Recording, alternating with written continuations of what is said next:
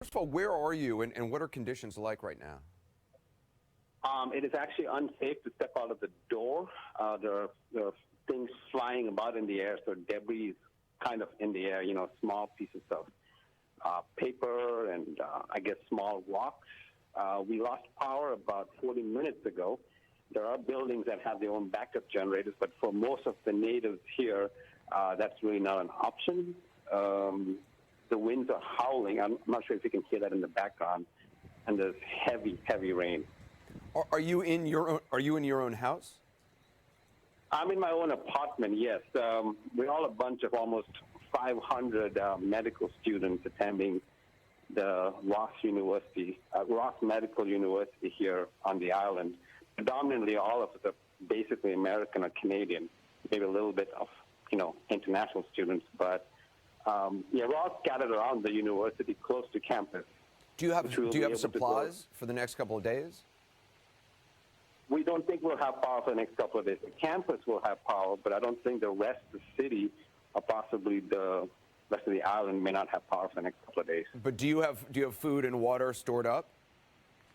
Yes, the university, warned us well in advance, so I've completely stocked up. Everyone's stocked up on water, non-perishable food items, and things of that nature. Hurricane Maria, a powerful Category 5 storm, sustained winds 160 miles per hour as it works its way over the Windward and Leeward Islands here. So yes, already hammering land through parts of the Caribbean, and it's moving to the west-northwest at 9 miles per hour. So this is a very powerful storm, a major hurricane, the strongest really that we find in the Atlantic Basin, Category 5, moving towards Puerto Rico. Been a while since Puerto Rico's actually had a direct hit. Of course, they had some effects from Irma, but this storm taking a little bit more of a southerly route, lots of warm water. So again, it should stay probably a Category 5 as it works its way into Puerto Rico, or at least a major hurricane, and then starts to go towards Turks and Caicos as we head out to parts of the later week,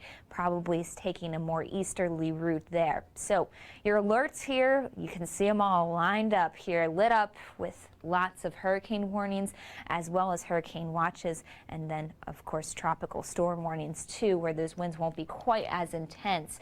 But a lot going on here, and the impacts as we go through the Caribbean, including Puerto Rico, will be of course that risk for flooding with the rainfall, and that might be even a little bit higher with mudslides, because we've seen a lot of that vegetation wiped off from previous storms through some of these islands here. So mudslides could be a higher risk, and damaging winds, of course, with any major hurricane will be a factor. Storm surge and coastal flooding a big concern as well. The tracks kind of interesting to map out here.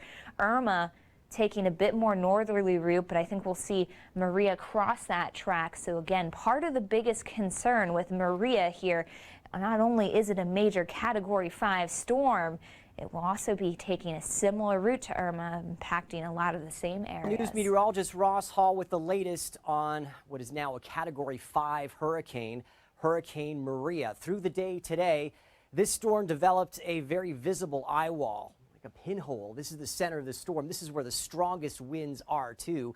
Maximum sustained winds around 260 kilometers per hour. Now, it was visible on satellite. You could see that this storm was intensifying, but Hurricane Hunter aircraft actually flew over the storm and did some observations and confirmed it, making landfall in Dominica, and it is traveling to the north and west, expected to maintain its intensity over the coming days as it moves over the Virgin Islands and eventually over Puerto Rico. The National Hurricane Center not mincing words when it comes to the potential impact of this storm, using words like catastrophic, severe injury due to the heavy rains that could cause some landslides, fast-moving rivers over some of these areas as it travels through, of course, the strong winds and storm surge.